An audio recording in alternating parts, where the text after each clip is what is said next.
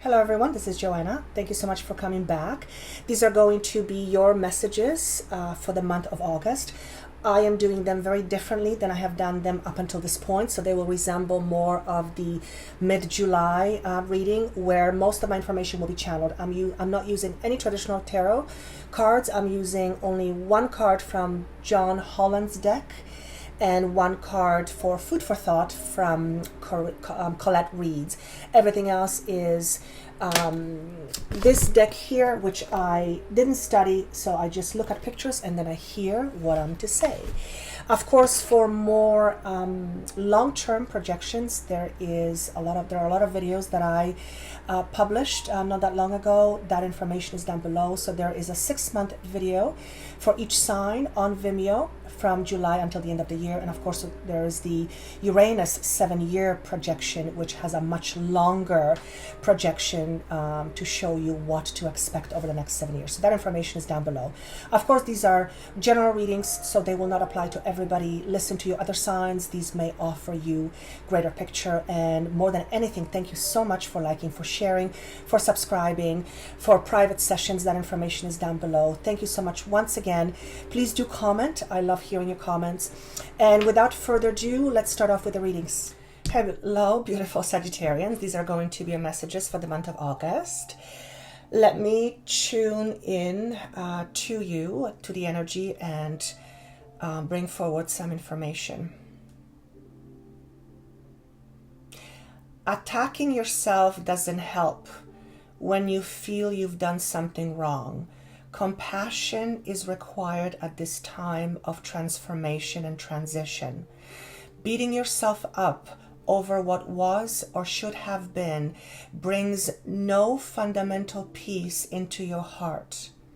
Resisting to see the truth for what it is always keeps you stuck from being the person that you want.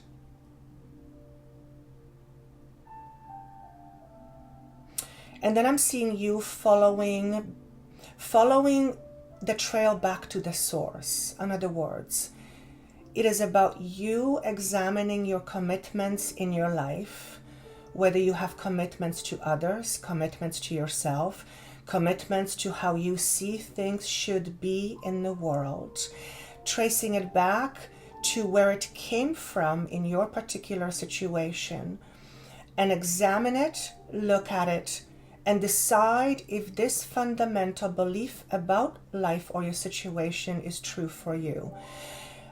It is very clear to me all of a sudden that in the month of October, October, maybe it's October for you, the month of August will be helpful or will be aligned with you being much more resolute with yourself. Interesting word. And through examining your chosen belief systems and looking at them by looking at your past, looking at them from the perspective of an observer, and notice if that belief system is no longer functioning in your life the way it should be. In other words, if you persistently believe that things are supposed to be a certain way in a relationship, as an example, and you're very stuck to it, you're very rigid about it, and you've had relationship that kind of didn't work very well, whether it be work relationship, friendships, or otherwise, and you continually find yourself in situations where you have to fight with another, and it's almost like you always constantly need to prove that you are correct. You need to examine if that, number one, do you always feel the need to feel correct, and be very honest about it, as an example.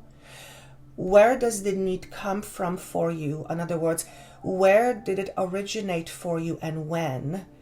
And notice for what reason. In other words, you have learned to perceive this about yourself at a certain point in your life, generally childhood, and it gave you a certain idea or perception about you, and therefore it effectively told you who or what you should be in order to have a certain life. So if you have grown up in a home where there was a lot of fighting and you saw your mom not being in control and your dad being over controlling, chances are you will feel disharmony within you, because a lot of fighting will make you feel very chaotic and therefore very scared as a little child, little boy, little girl. And then you grow up believing that the only way to avoid the feeling of unsafety, you need to be in control and very controlling, because that way you believe you at least have the handle on how things are going to happen, and as long as you have a handle on it, your things are less likely to feel unsafe for you, or so you think. So this is one of the examples that they want me to give you in order to help you formalize an idea about what you think, in order to help you understand yourself better, and also, once you have that understanding, see if you want to keep this to achieve your goals going forward. So going back to the example, if you want a harmonious relationship as an example, where two individual parties coexist as individuals, but part of the whole, and that individual whole is very strong, or in other words, the strong is very foundationally very strong, which ensures a happy, potentially a very happy outcome, you need to let go of the resistance to want to change some of the ways that in the past have kept you safe. So a lot of it will be letting go of emotional burdens and emotional baggage that has prevented you from allowing yourself to be a little bit more vulnerable. And particularly control issues come up, whether it's because you're a control freak and you need to control people, or you are a control freak and you need to control your environment. Everything has to be perfect. Whatever form of control you use, or being in a relationship and you control the relationship by emotionally withdrawing, because then you're in control. You have to examine those beliefs about you and decide if in fact they have kept you in the past from getting exactly what you want. And chances are, as in this example, you'd want a harmonious marriage or relationship. Who wouldn't? We don't go into relationships saying or thinking we want to fight. Nobody wants that, right? So that's an example. This is about tremendous level of understanding through participation in your own life. And in order to participate in your life, you have to have awareness of what is happening. So this is about focusing your energies. And it's very interesting, the cards that you have, because I did not expect this message to come through. I did not prep for a reason. I wanted it to be raw. So moving on with the theme. The theme is represented by 9 of Cups in reverse. Does this mean that you're going to feel fundamentally unhappy in the month of August? Not at all. But what it does mean that for many of you, you will be choosing to take the time to allow yourself to think why you have been feeling this way for quite some time. You can be in a job doing it for a gazillion years, well, let's say 20 years or 5 years or 2 years, and you find yourself going through the motions, and it fundamentally is unfulfilling. And rather than choosing to go on this way forever, you're choosing to acknowledge that you are no longer satisfied, and you are choosing to make certain changes required to help you at least achieve that at some point in the future. So a lot of it will be about recognizing commitment to yourself, but also through the process recognizing how you have been, what part of yourself you have been committing to that has you stuck in this situation in the first place. So you can kind of go back to the example I gave earlier about a belief about a relationship and needing to be controlling. Now, again, some of you may feel like whatever you're in, it's just not giving you a greater sense of purpose. Some of you have been feeling like something inside you is missing, something in your life is missing, and you seemingly have everything that would seemingly make you happy, but somehow it's just not happening. So there is potentially a dive into an emotional self, into your own being, and ask yourself sometimes pretty difficult questions. And the question itself isn't difficult, but the ability to be honest with ourselves sometimes comes with a little bit of trepidation. So by committing to yourself in the month of August, you may attract situations that will make you think deeply about you and your life in general. This could be, an example is being given, this could be that you are traveling on a train and somebody sits next to you, they're a complete stranger, and you have,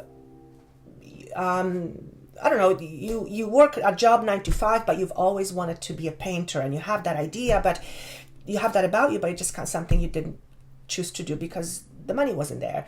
And the stranger comes to you and the stranger says, "You're an artist." And you stop and you go, "How did you know?"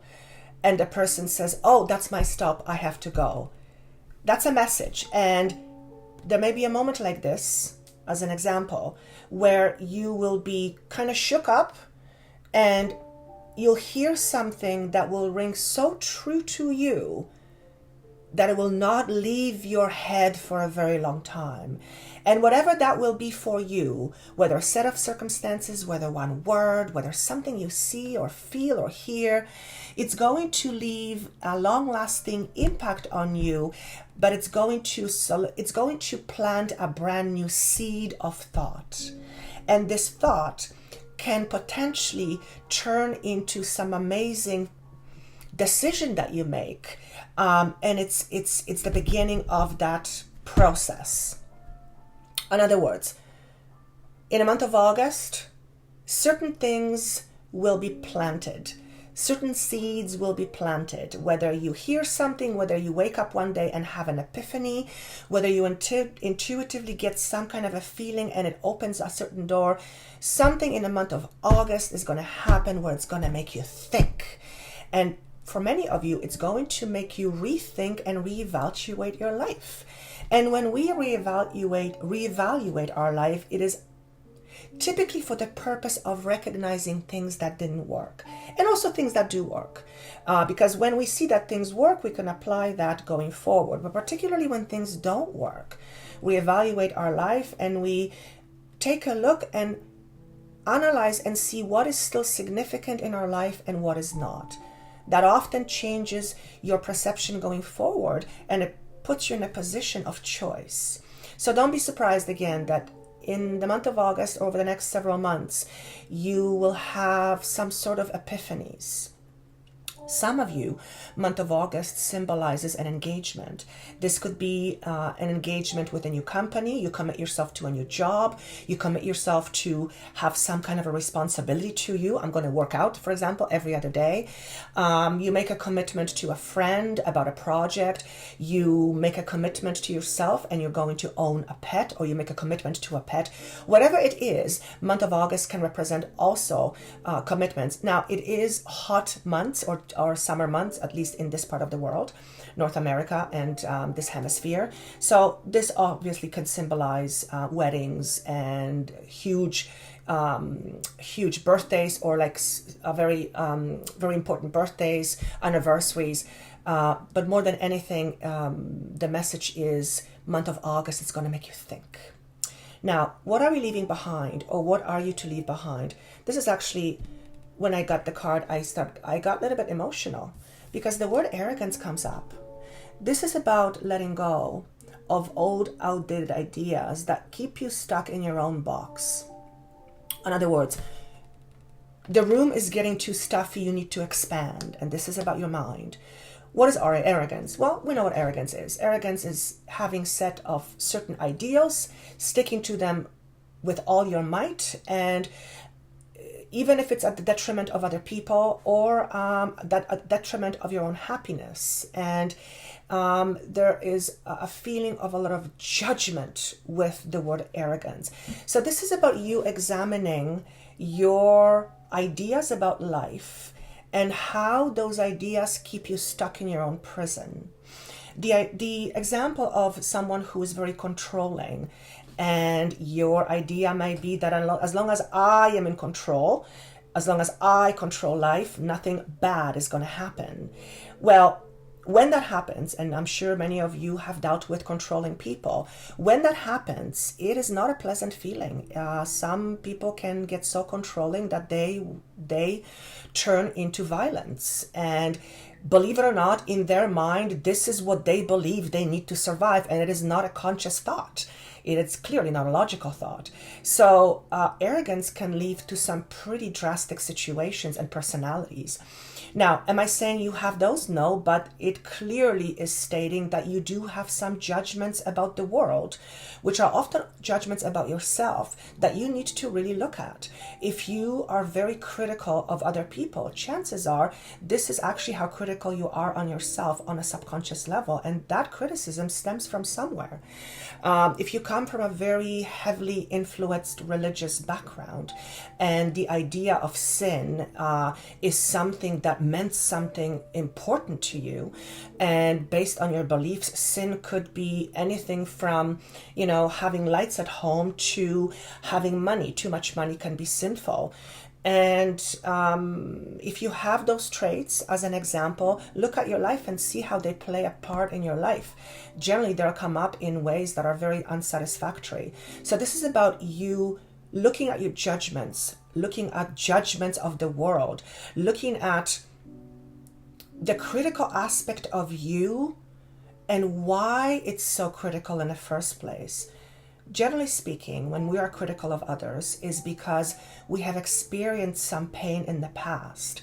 We are not born critical people. We are born with two fears, fear of falling and fear of loud noises. Everything else is determined by our environment. So generally feeling judgmental is because we have hurt deep pain in our past, and as a result, this is how we feel about ourselves and the world. So examine those, because it does keep you stuck. Clearly, if you are controlling, that would be based on some sort of a belief system, which isn't very healthy. Now, this next card is even more brilliant, because it is survival fears. So it's about looking those aspects that are judgmental and noticing how those aspects of you are really there to help you survive. What sorts of things did you have to develop about the world and about you? What sorts of beliefs in order to help you survive? If you have grown up in a home when one of your parents was abusive to another, let's say verbally abusive, you would have more likely than not developed an idea that this is how the world works, because we are what we believe. And that becomes your subconscious belief system. Based on that belief system, you attract to yourself people who end up having a similar relationship with you as your parents have with themselves. So that's one example, and you may very well attract to you someone who is verbally abusive, or you yourself, in order to be in control, be abusive to the person in a relationship. It can go either way. So it's important for you to examine those, but also notice how that behavior is stemming from you fundamentally needing to be safe. Now, safe is a sense of perception. We can have, millions of dollars and still not feel safe inside. Alternatively, we may have very little physically speaking, and we may fundamentally feel safe inside, because that feeling, more often than not, is something that stems from within. So those are some of the things that you need to let go of and decide what you want from life and how your current, often rigid belief system is preventing you from getting there. And survival fears are, well, it's like the name implies, survival. And certain things helped us survive, but those certain things at a certain point of our journey become actually detrimental to our happiness. Now, so those are some of the things you're going to be looking at. The other message you have, actually two interesting cards came up: spiritual technology and homesickness. So for some of you, you may be very much influenced by your religion, by your belief system, by your spiritual belief system.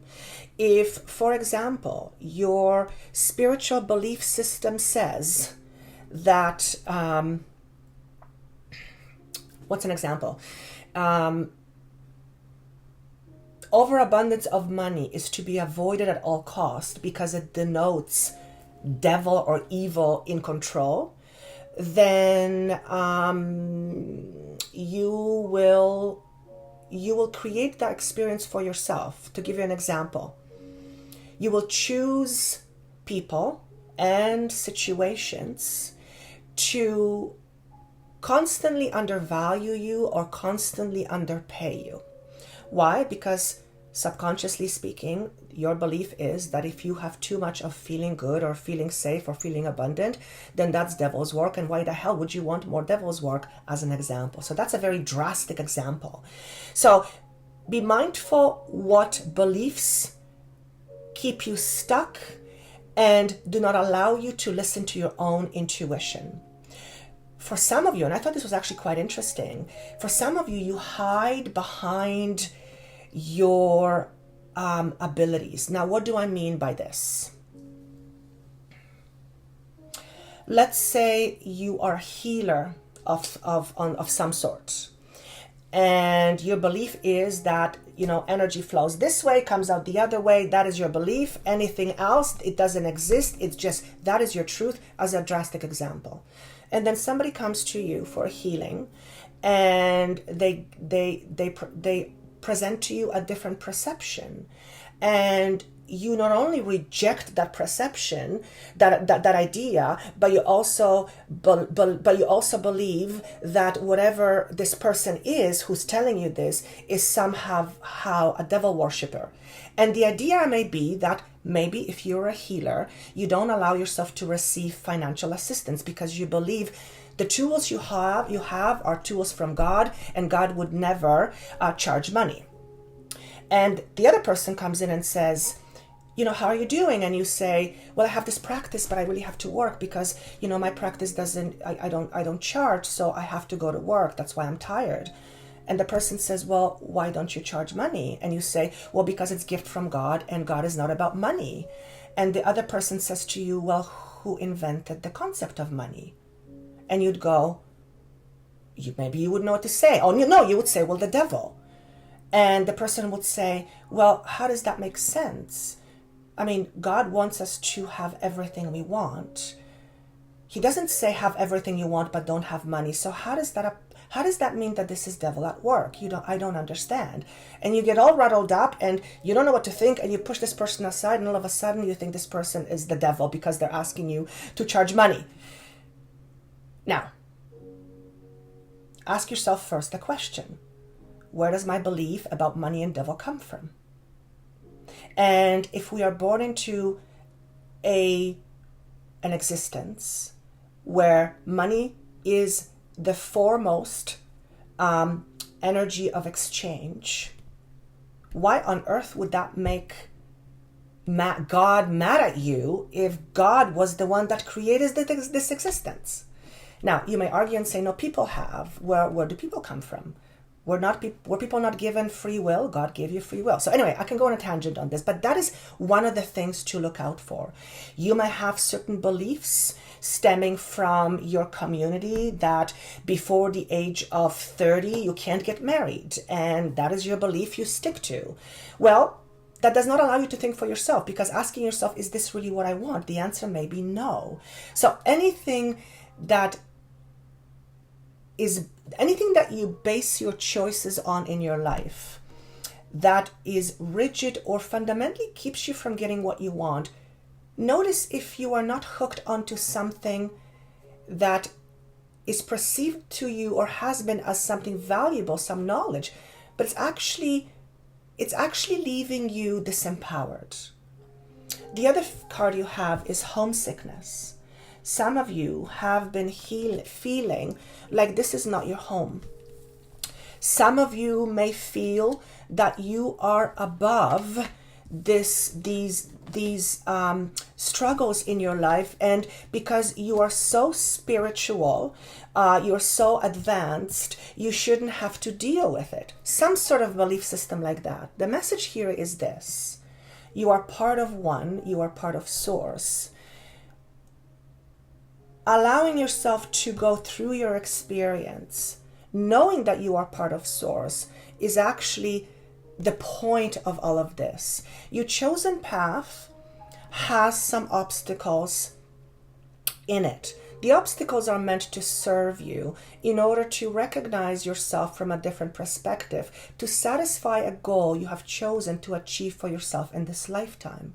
So therefore, you may be spiritually very advanced, but it does not preclude you from experiencing some of the discomforts that other people who are not spiritually inclined may experience. So there's a message here that kind of goes back to arrogance, which is, strict set of beliefs and ideas that are very rigid and oftentimes have a judgmental energy to it.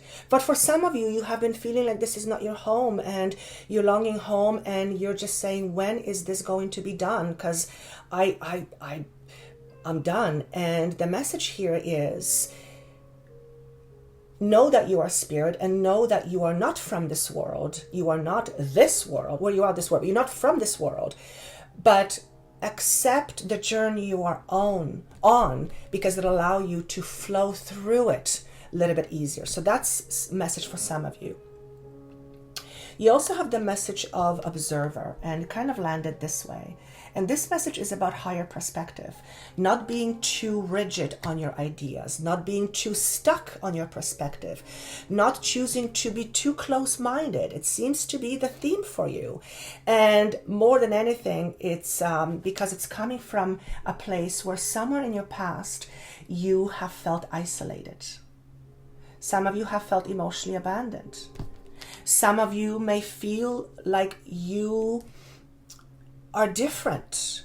You may have felt that way all your life, and your only connection to anything is truly spirituality.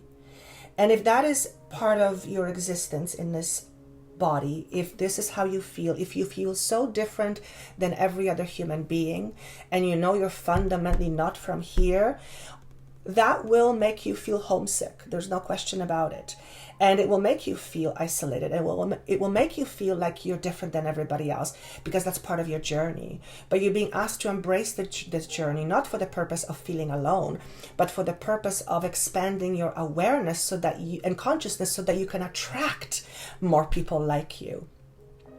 The next message you have is the card of Yang in protection. And this is about letting go of control. This is about letting go of seeing things a certain way. This is about letting go of the control of how things should be. This is about letting go of the rigid thinking that things should be this way, or else. It's all about letting go of anything that you perceive as limiting or rigid. And anything like that will make you feel unfulfilled in some part of your life.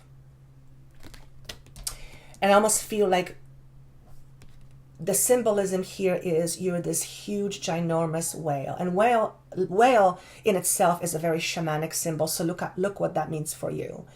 You're this huge whale. You're this incredible animal in the ocean. It's just the biggest animal there is, animal, and fish. And it's in waters, and it's beautiful, and it's ginormous, but it's just so elegant and peaceful.